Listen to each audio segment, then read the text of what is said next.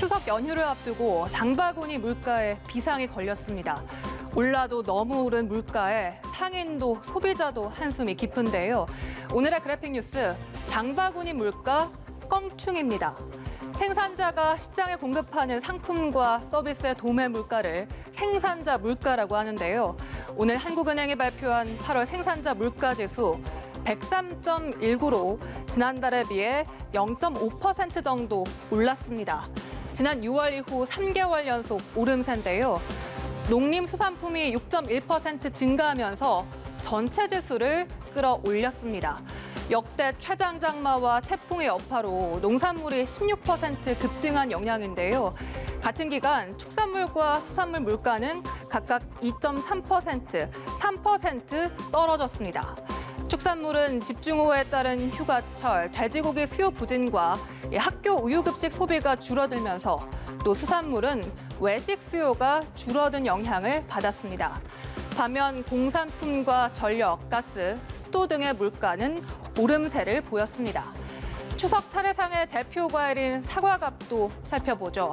지난달에 비해 22.6% 급등했는데 예년과 비교하면 35.6%나 비싸졌습니다. 그야말로 금사과가 된 건데요.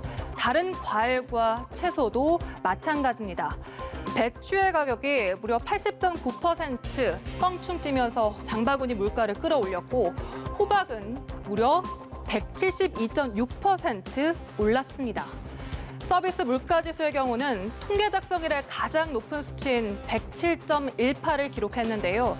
코로나19 확산 속에서도 주가 강세로 금융과 보험업 물가가 오르고 여름 성수기 요금제 적용 등 음식점과 숙박 물가가 급상승한 데 따른 영향으로 풀이됩니다. 이처럼 물가가 껑충 치솟는 가운데 가장 걱정되는 건 추석 장보기일 텐데요. 정부는 비축 물량 공급과 농수산물 할인 쿠폰 지급 등 가격 안정 방안을 내놨습니다. 성수품 알뜰 구매 시기도 안내했는데요. 배추와 무, 시금치 등 채소류는 추석 3일에서 5일 전에 사야 되고 사과와 배 등 과일류는 추석 6일 전에서 8일 전에 사는 것이 좋다고 합니다.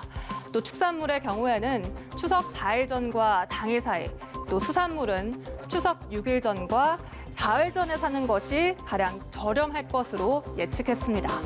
한국농수산물유통공사가 집계한 올해 추석 상차림 비용, 전통시장이 23만 9천 원으로 지난해에 비해 5.7% 오르고 대형 유통업체는 34만 1천 원으로 10.3% 상승할 것으로 내다봤습니다. 지금까지 그래픽 뉴스였습니다.